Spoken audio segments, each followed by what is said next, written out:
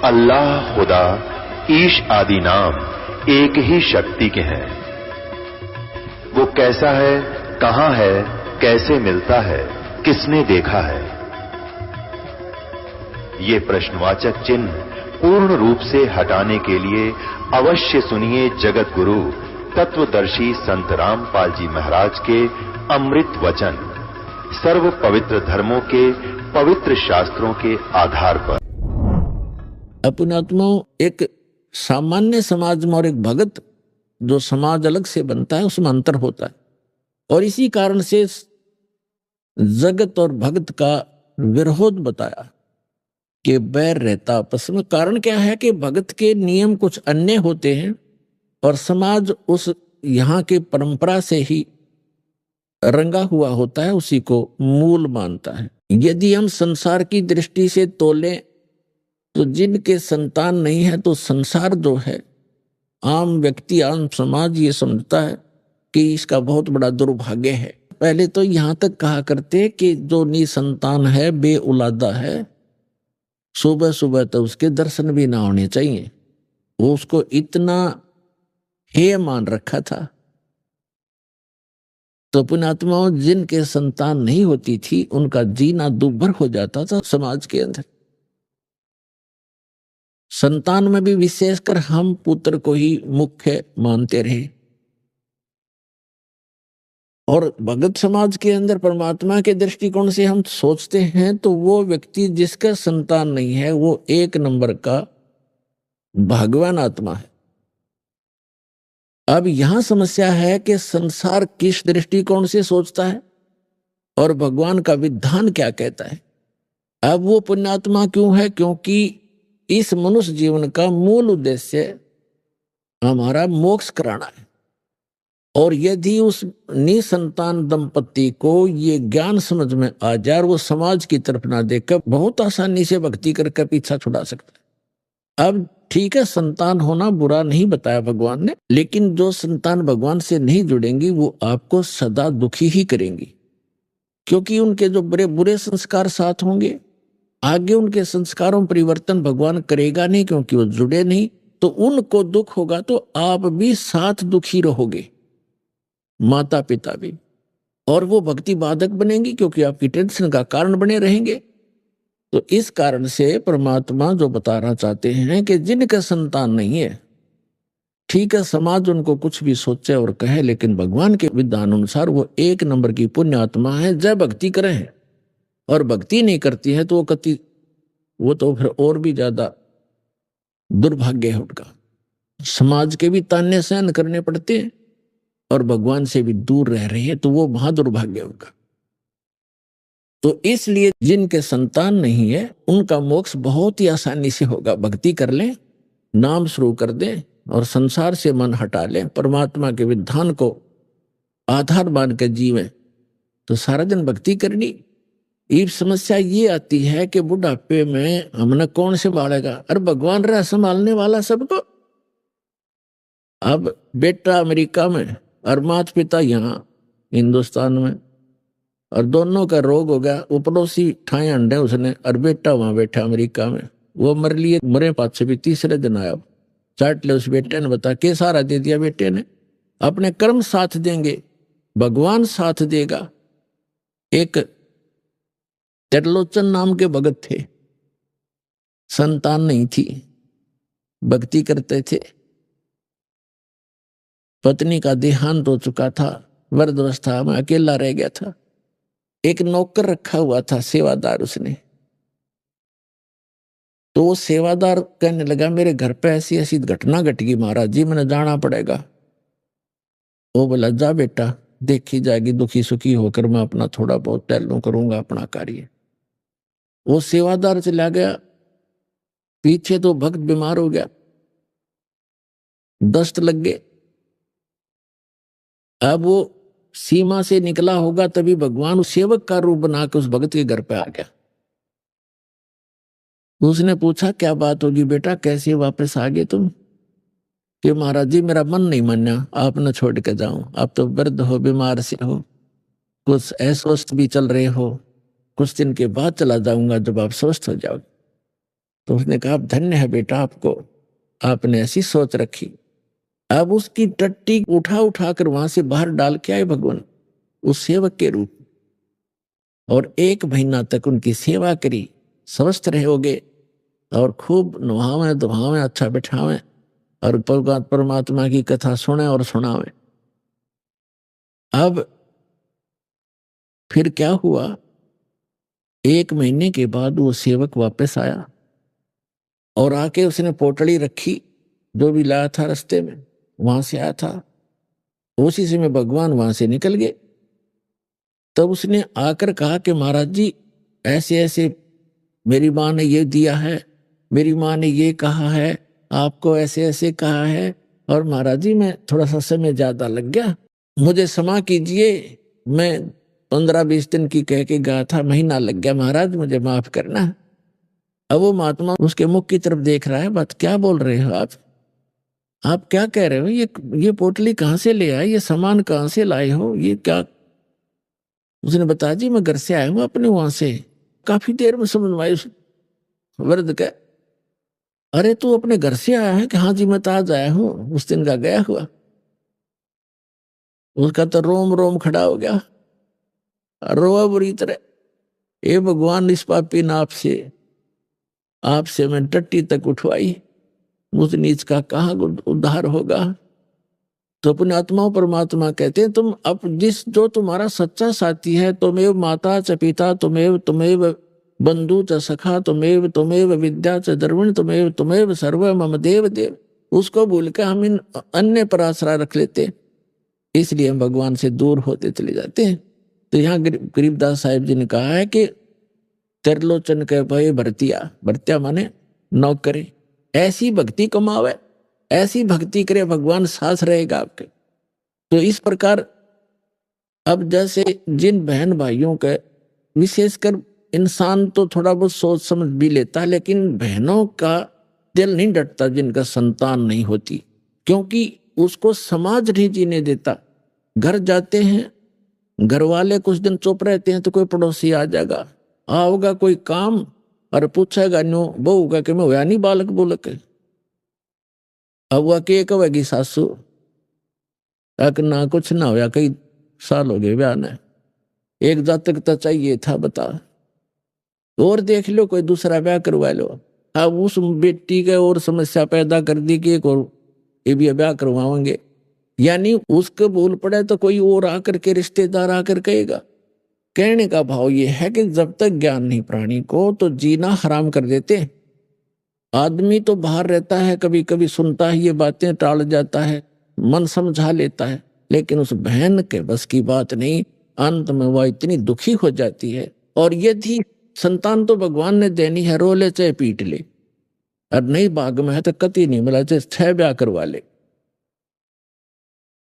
एक संतान की भी देखे हमारे, हम लड़के को मैं तो ज्यादा देते, 10 जूनियर इंजीनियर था, सेवा करता था जब नौकरी इसमें हरियाणा गवर्नमेंट की जूनियर इंजीनियर की, तो उस समय एक कॉन्ट्रैक्टर था ठेकेदार, वो उस समय लगभग 55 वर्ष की आयु थी उस आदमी की, 55 से भी ऊपर होगा, और उसके 4 लड़कियां थी, लड़का कोई नहीं था, और चारों लड़कियों का विवाह कर रखा, जोतियाला हो रहा, पुत्र नहीं। तो उसकी पत्नी को किसी ने कह दिया कि तू अपनी बहन का ब्याह करवा दे, इसका पुत्र हो जाएगा। उसने अपनी छोटी बहन से उसका विवाह करवा दिया। उसके कट्ठिए 2 छोरी हुई, 2 लड़की हुई कट्ठिए जुड़वा। वो खुद बतावा था, ने बोला जी भाग बिना ना मिला कदी, मैंने तो उसका जब ऑपरेशन करवा दिया, फैमिली प्लानिंग का पीछा छुटवा हो जाए ब्याह, तो भाग में है नहीं तो क्यों पंगे में पांच दे भाई, अभी मतलब दुखी हो, यहाँ पर जो काम करने का उसको भूल गए। और यदि वो बहन जिसके संतान नहीं हो रही है तो वो अंत समय में इसी तमन्ना में मर जाती है तड़फ के अंदर। और इस काल का इतना गंदा विधान है, अगले जन्म में उसको कुतिया बनाता है। अगले तो संतान ना हुई इसलिए तड़फती हुई मरी है, अभी कट्ठिए 8 पैदा कर ले और पेटा भर ले अपना मां बनकर, अगले जन्म में सूरी बना देगा, अगले 12 इकट्ठे पैदा कर ले टिंडे, तो पुण्यात्माओं इस ज्ञान को आधार बना के जीवो तो जिया जाएगा इस गंदे लोक में। तो कहने का भाव ये है कि परमात्मा ने उस विद्याधर और दीपिका को संतान नहीं दी, स्वयं आगे वो हमें लादना नहीं चाहते, हमारा वजन कम करना चाहते, और हम आदत बन गई है और हम लद कर ही ठीक चलते हैं। जैसे गधा खाली छोड़ दे कूदता चलेगा, और उस पर डायमंड का बोरा धर दे कति स्ट्रेट होकर चलेगा सीधा। तो हमारी आदत बन गई, हमारे ऊपर ना इतने चारों तरफ से वजन होले, हम सेट नहीं हो सकते। लेकिन जब ज्ञान हमें हो जाएगा, फिर हमको लाद दो चाहे मत लाद दो, हम सीधा चलेंगे, हम हंस हो जाएंगे। और यदि आपको संतान है, आपका संस्कार है, आपका कोई कर्जा है लेना देना, जैसे एक समय ये सुखदेव ऋषि थे, परमात्मा अपने सूक्ष्म वेद में हमें ज्ञान देते हैं। सुखदेव ने 84 भुगती बना पजावे खरवो, तेरी क्या बुनियाद पुरानी तो पेंडा पंथ पकड़वो। सुखदेव ने 84 भुगती बना पजावे खरवो। सुखदेव ऋषि हुए हैं और 84 लाख योनियों में कष्ट उठाता हुआ गधे की योनि भी उसने भोगा। और कुम्हार विशेषकर प्रयोग करते हैं गधों को, और पहले पुजावा लगाया करते, जिसको किलन बोलते थे, पुजावे में ईंटें पकाया करते थे। तो गधा वहां ईंटों को नीचे से कच्ची ईंटें ले जाता और पुजावे के ऊपर 30-30, 20-20 फुट ऊंचा हो जाता था। राख वहीं रख देते थे उपलों की, उसके ऊपर ही लगा लेते थे कुम्हार, उस राख को इधर उधर नहीं ले जाते थे। तो 30-40 फुट ऊपर ले जाता, वहां से पक्की तुरंत लाद देते, उसके बोरे पर नीचे छोड़कर जाता, कमर टूट जाती, और फिर आहार करने के लिए जंगल में जाता है वो गधा। तो परमात्मा कहते हैं सुखदेव ने 84 भुगती बना पजावे खर, खर माने गधा, बना पजावे खर वो, और तेरी क्या बुनियाद पुरानी तू पेंडा पंथ पकड़े वो।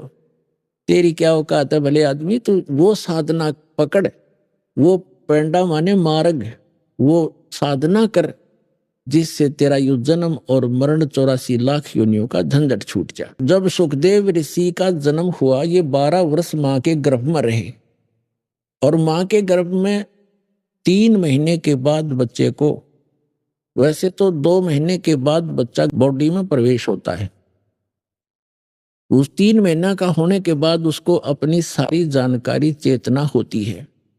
मैं कौन था, कहाँ था, क्या क्या दुख मैंने भोगे, अब मेरा उद्देश्य क्या है, कितने अच्छे संस्कारों से मुझे मनुष्य जीवन मिला है। तो उस समय वो यही सोचता है किसी प्रकार एक बार मैं इस गर्भ से बाहर जाऊं, और जो ही समझने योग्य होऊंगा भगवान की भक्ति करूंगा, परम संत की खोज करूंगा और सत भक्ति किया करूंगा। यहाँ का कोई संसार का सुख में संग्रह नहीं करूंगा, सुख संपत्ति। लेकिन बाहर आते ही ये तीनों गुण, रजगुण ब्रह्मा, सतगुण विष्णु, तमगुण शिव जी का जो प्रभाव है, ये इसको अचेत कर देता है। कोई चेतना पूर्व जन्म की नहीं रहती, एक आध को रह जाती है, वो थोड़ी बहुत अधूरी सधूरी सी होती है। तो क्या हुआ, सुखदेव ऋषि जब मां की गर्भ से बाहर आए, 12 वर्ष की आयु, 12 वर्ष की अंदर ही हो गए थे, लेकिन मां के गर्भ से बाहर निकलते ही वो 12 वर्ष की आयु एकदम ग्रहण कर गए। इतना शरीर बॉडी बन गया उसको, अंदर इतना नहीं था, बाहर आते ही एकदम उस सत्र का हो गया। व्यास जी उसके पिता थे। व्यास जी ने इंतजार किया था कि पुत्र होगा, क्योंकि वो ऋषि थे, उनको मालूम था कि गर्भ में पुत्र है, आशा लगा रखी थी। तो उठकर चल पड़ा सुखदेव ऋषि अपने माता पिता की ओर, देखा भी नहीं। तो वेद व्यास जी ने कहा कि बेटा सुखदेव, बेटा सुखदेव, अरे तेरे दर्शन तक कर लो, तेरी शकल तो देख लो, मैंने 12 वर्ष इंतजार किया तेरा। तो वो पीछे नहीं मुड़कर देखता है और चलते चलते कहता है कि ऋषि जी, ना जाने कितनी बार आप मेरे पिता बने हो और ना जाने कितनी बार मैं तेरा पिता बना हूं, ये तो बुरा झंझट है। अब के मैं अपना पीछा छुटवाऊंगा, मुश्किल से मानव शरीर प्राप्त हुआ है। तो सुखदेव ऋषि ने कहा कि एक लेवा एक देवा दूतम, और कोई किसी का पिता नहीं पूतम। ये तो ऋण संबंध जुड़ा एक ठाठा, अंत में सब 12 बाटा।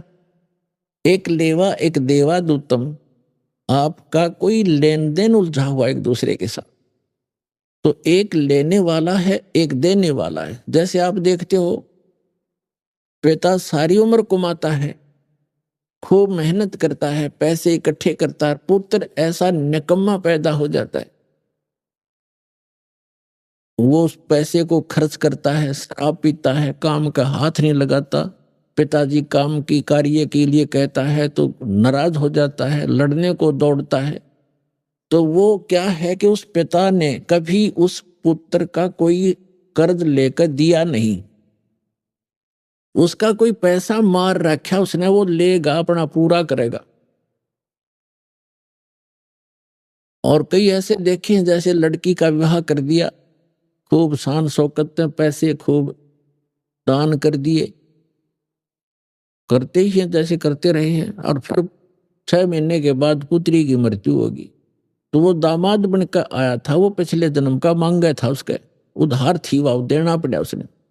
तो पुण्यात्माओं, यहाँ इस बात को आप पक्की समझ लेना, ये कोई डूम बाट के गीत नहीं है और कोई स्वार्थवश कोई कथा सुनाई नहीं जा रही है।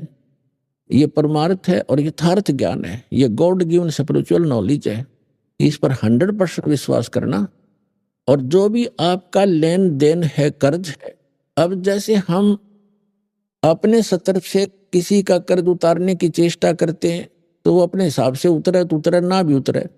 और जब हम समर्थ की शरण, कोई सेठ की शरण ले लें और उसको हम अपना दुखड़ा रोते हैं, तो वो उसको कहता भी ठीक है, यहाँ मजदूरी कर मेरा, और जिसका कर्जा तू दे दे, ले पैसे दे। जहाँ 200 का कर्जा था उसे एक ने तार दिया और उसे एक का रह गया, और वहां तनख्वाह भी अधिक दे रहा है, तो जल्दी मेरे से भी क्लियर हो जाएगा। तो हम इस परमपिता की शरण माने के बाद आपका लेन देन जो भी है वो आपका शीघ्र सुलट जाएगा। अब जैसे आजकल पॉलिसी चल रही है, बहुत से राज्यों में सब्सिडी दे देते हैं 80%, 40%, 60%। जैसे लोन आपका कर्जा है 1 लाख रुपया, 60 हजार माफ कर दिए, 40 रह गया। और कुछ ऐसे भी अच्छे राजा होते हैं जो अपनी प्रजा का कर्जा ही माफ कर देते हैं कि आगे तुम ठीक चलियो और पिछला कर्जा माफ, तो हो गया ऋण मुक्त। तो इसी प्रकार ये समर्थ परमात्मा कबीर जी आपके पिछले जो लेन देन सबको माफ कर देगा। और आपके जो पुत्र पुत्री आए हैं, पिता बनकर आए हैं, पत्नी बनकर आए हैं, बेटा बेटी बनकर आए हैं, उनके संस्कारों के जो कर्जे हैं वो मालिक माफ करके कैंसिल कर देगा, और उनको भी धनी करेगा भक्ति का, उनका भी पूरा अकाउंट कर देगा और आपको बहुत आसानी से छोड़ देगा। तो यहाँ परमात्मा कहते हैं, एक लेवा एक देवा दूतम, और कोई किसी का पिता नहीं पूतम, ये ऋण संबंध जुड़ा एक ठाठा, अंत में सब 12 बाटा। तो कहने का भाव ये है कि जो प्रसंग चल रहा था उसको क्लियर करने के लिए आगे तभी हम चल सकेंगे और आपको इस मार्ग पर तभी रोक सकेंगे जब आपके सारे संशय दूर होंगे। तो इससे लगभग आपका सारा कंसेप्ट क्लियर हो गया होगा कि संतान है कोई बुरा नहीं, वो तो आपका संस्कार उलझा हुआ है, आप ना चाहोगे तो भी होगी होता है, और जिनका संस्कार नहीं है वो चाहेंगे तो भी नहीं होगी। तो हमारा चाहा ना तो होता है और ना ही हमारा किया होता है। यह भी भूल हमारे अभी तक लगी हुई थी कि मैंने मेहनत की तो कोठी बना दी। मेहनत तो मजदूर आपसे घनी करता है। जो एक सेठ है वो तो सारा दिन एक बैठा रहे दुकान पर, मजदूर सारा दिन मेहनत करता है और उसको 100 रुपये मुश्किल से मिलते हैं, 200 रुपये, और वो मनमाना 5,000 का 10,000 का रोजाना अकाउंट करता है। तो मेहनत भी चाहिए, लेकिन केवल मेहनत से बात नहीं बनेगी, परमात्मा साथ होगा तो मेहनत सफल होगी, थोड़े में घना लाभ होगा। जैसे आपको बताया है कि जैसे एक तो हाथ से आटा पीसते हैं चक्की से, और फिर पावर का कनेक्शन हो जा, वो चक्की लगा ली पावर वाली, ना तो हाथ लाना, एक बटन दबाना, कट्टा कट मिनटा पीस करे। तो वो पावर से जो काम होगा वो हाथ से मैनुअली थोड़ा होगा।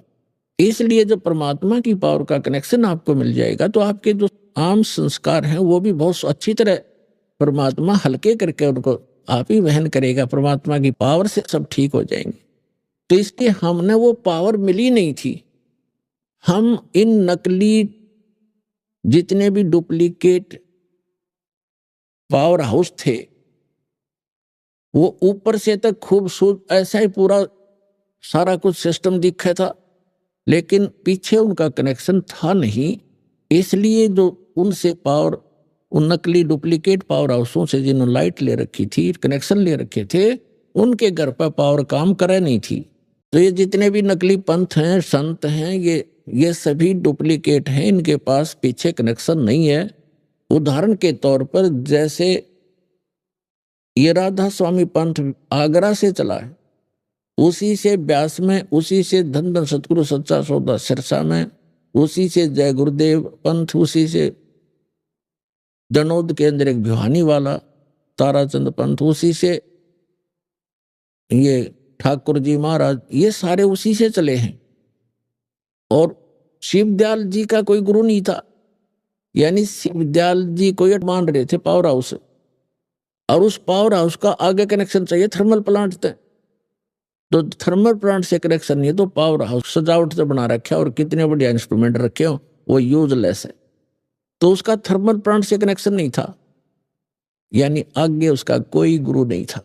जिस कारण से जितने भी वो अनुयायी हैं उस राधा स्वामी पंथ, धन धन सदगुरु पंथ, सच्चा सौदा सिरसा और जगमाल वाली, और जहां पर भी छोटे मोटे इनके बहुत सी ब्रांचें बनी हुई हैं, उन सभी को समझ लेना चाहिए कि जब पीछे से पावर हाउस का ही कनेक्शन नहीं है थर्मल प्लांट से, तो आगे लाइट आ नहीं सकती, सपना भी मत लेना। और परमात्मा स्वयं आए कबीर साहब, ये स्वयं थर्मल प्लांट होते हुए भी पावर हाउस का रोल किया, और एक गुरु परंपरा बना के उन्होंने आगे चले, ताकि आने वाले समय में ये काल के दूत ये भ्रमित ना कर दें कि कबीर साहब ने कौन सा गुरु बनाया था, क्योंकि कबीर साहब को हम भगवान नहीं मान पाए थे। अब भगवान तो है ही हैं, लेकिन मर्यादा पुरुषोत्तम है, ये सबसे श्रेष्ठ भगवान है जो सबसे ज्यादा मर्यादा रखने वाले हैं, और मर्यादा से सब काम हो यहाँ पर होते हैं, कार्य होते हैं। तो कहने का भाव ये है दास का कि जिस समय आपको इस कबीर परमात्मा का ये कनेक्शन मिल जाएगा, आपको यहां से उपदेश दीक्षा मिल जाएगी, उसके बाद पुण्यात्माओं आप देखना, आप सोच भी नहीं सकोगे कि सचमुच हम सुना करते भगवान ऐसा करता है, ऐसा करता है। आप डेली देखा करोगे, अरे आप किसी को बताओगे, आपका यकीन नहीं होगा उसको, अगर झूठ बोला सारी, और आप सारी सच्ची कह भी नहीं पाओगे, तो ताने वाले को कहीं नो सोचा मूर्ख से। आपको इतना सुख देगा यो कबीर भगवान, ये सत्कर मान।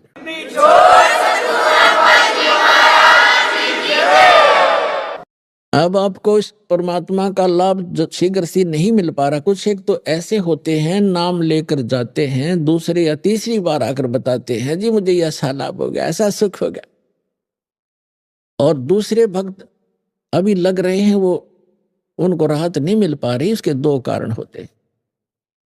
एक तो कारण ये होता है, परमात्मा कहते हैं धीरे धीरे रे मना, धीरे सब कुछ होवे, माली सींचे सो घड़ा, ऋतु आए फल होवे।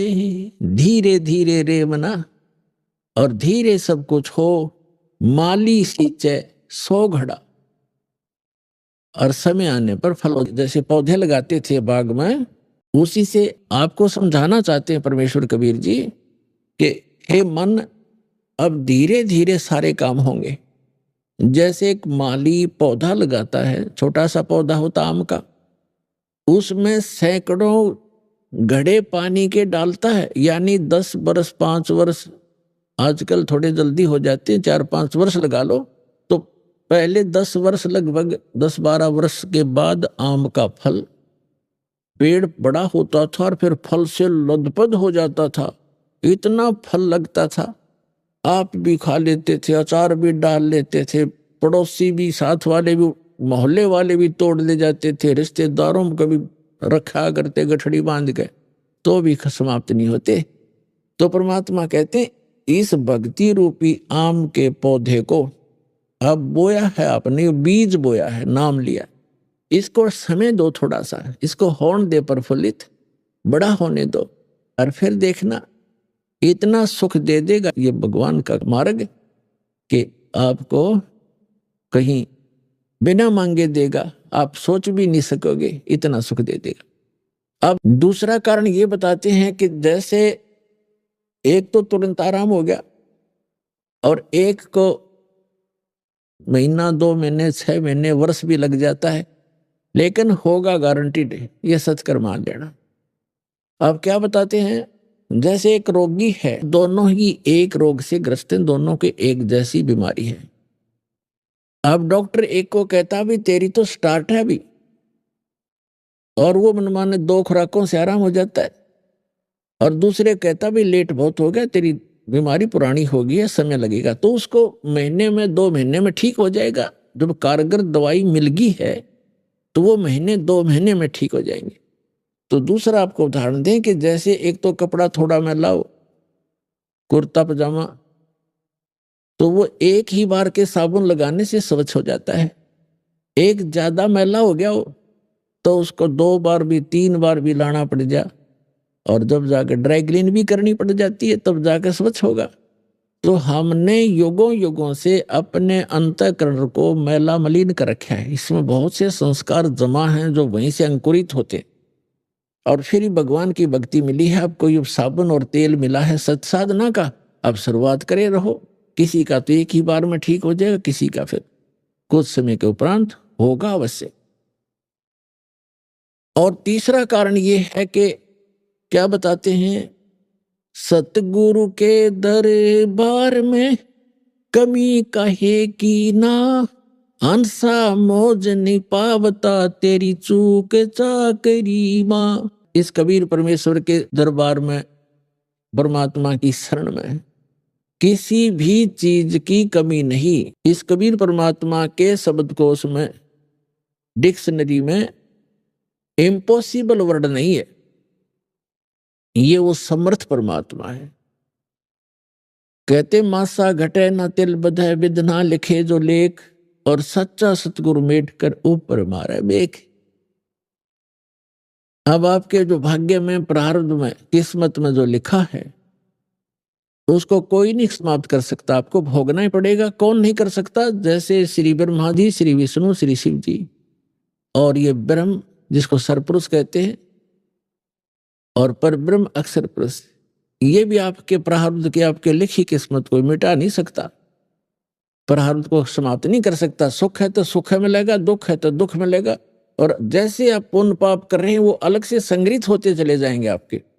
जैसा कर्म करोगे वैसा ही मिलेगा। और परम अक्षर ब्रह्म सत्य पुरुष कबीर भगवान की शरण में जब आप आ जाओगे, आपके इस पाप कर्मों का नाश कर दिया जाएगा, और शुभ शुभ शेष रह जाएंगे, और आगे शुभ प्रारंभ हो जाएंगे।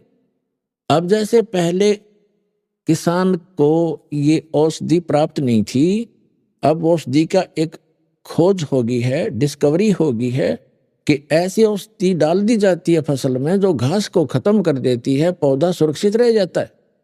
तो वो औषधि विद्यमान तो थी, वो गुण तो, वो मटेरियल तो सारे ही पदार्थ थे, लेकिन वो बनाने वाला नहीं था।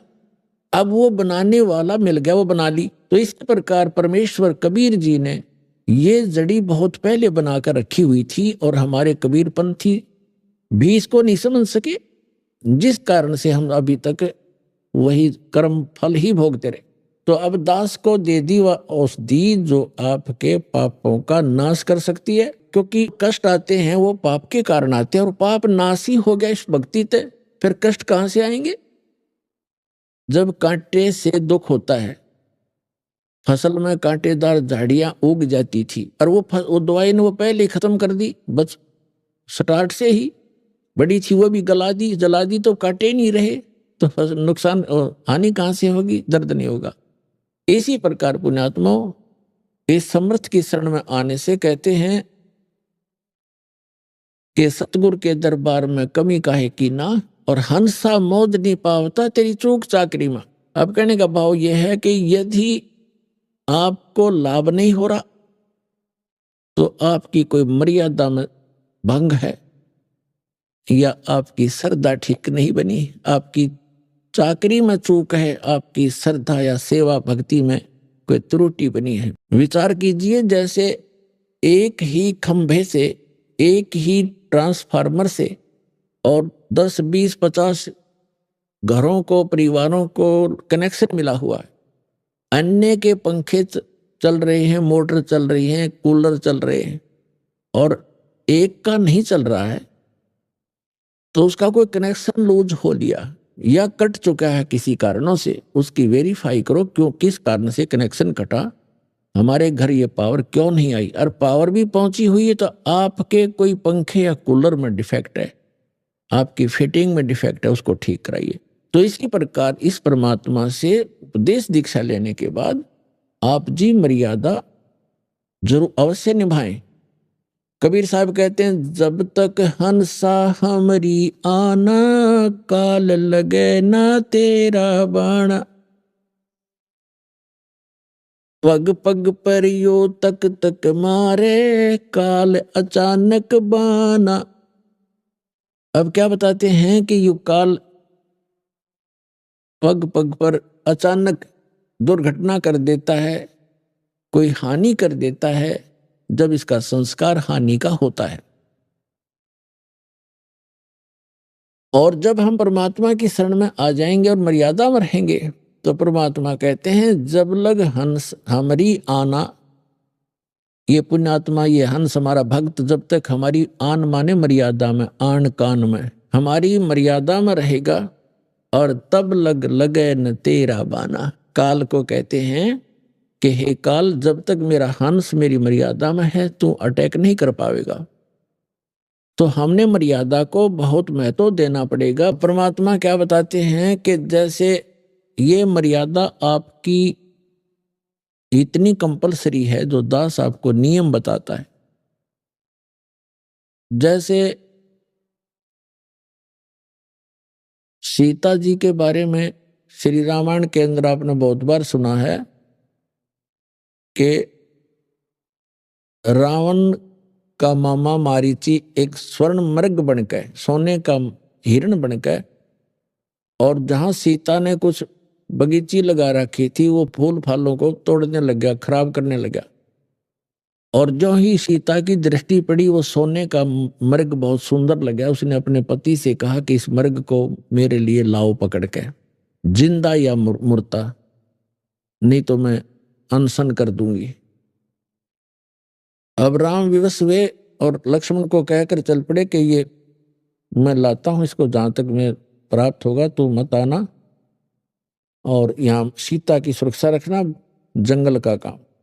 श्री राम वाण लेकर चल पड़ा। मर्ग आगे चल के बहुत दूर ओझल हो गया, काफी दूर निकलकर वहां से आकाशवाणी कर दी, हाय भाई मर गया, हाय भाई मर गया। लक्ष्मण और सीता ने दोनों ने सुनी आवाज, तो सीता ने कहा कि तेरे भाई आपत्ति में है, आप जाइए और उसको बचाइए। लक्ष्मण ने कहा कि ये कोई जाल है, मेरे भाई पर कोई आपत्ति नहीं हो सकती, आपको पता नहीं है उनके सामर्थ्य का। लेकिन वो नहीं मानी और उल्टी सुल्टी कुछ ऊट पटांग बातें कह दी कि तेरे मन में दोष है, तू चाहता वो मर जाए, मुझे पत्नी बनाना चाहता है, तो इसलिए नहीं जाना चाहता। इससे दुखी होकर वो सूरवीर कहने लगा कि माता ठीक है, आज तक ये मन में दोष भी नहीं था, पर आपने गलत बात बोल दी। पर एक काम करना, हम ये एक मंत्र बोलकर रेखा खींच कर जाता हूं, इससे बाहर मत जाना, तुझे बाहर जाएगी तो हानि हो जाएगी। वो चला गया, पीछे से रावण आ गया।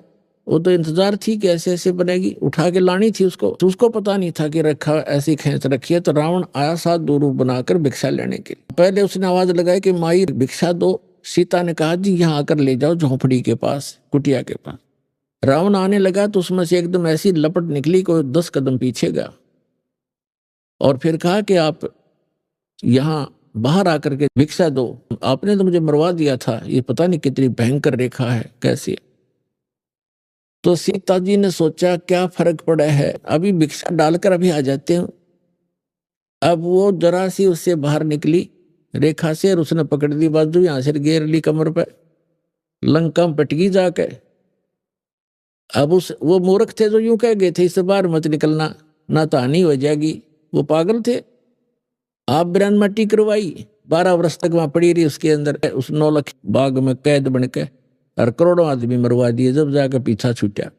तो पुण्यात्माओं, ये मर्यादा जो परमात्मा की दो दास बताता है, इसको लक्ष्मण रेखा समझ लेना।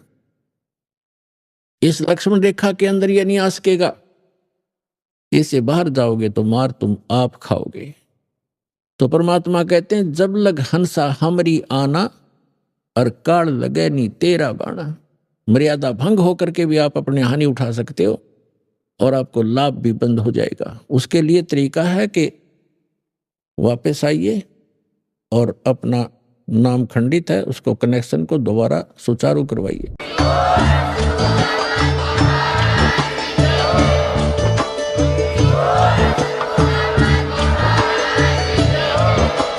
आप सुन रहे थे जगत गुरु तत्वदर्शी संत रामपाल जी महाराज जी के मंगल प्रवचन। अधिक जानकारी के लिए विजिट कीजिए हमारी वेबसाइट www.jagatgururampalji.org। संत रामपाल जी महाराज जी के शुभ आशीर्वाद से पूरे विश्व भर में 500 से भी ज्यादा नाम दीक्षा केंद्र हैं, जिन पर संत रामपाल जी महाराज जी द्वारा ऑनलाइन निशुल्क नाम दीक्षा दी जा रही है। अपने नजदीकी नाम दीक्षा केंद्र का पता करने के लिए संपर्क करें 8222880541।